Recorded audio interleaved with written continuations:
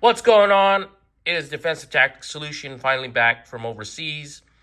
Going to be doing my first video of the year, doing a review on the revamped CSX E-Series from Smith & Wesson. This pistol comes in two models. There is a 3.6 inch and a 3.1 inch 9mm pistol.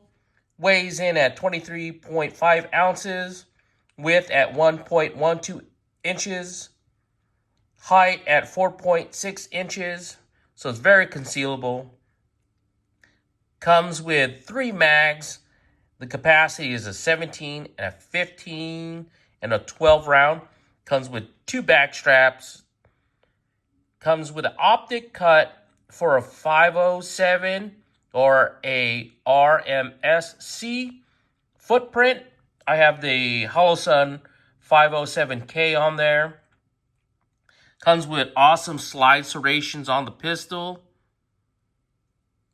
Does have a back safety because it is a 1911 style hammer fired single action steel pistol.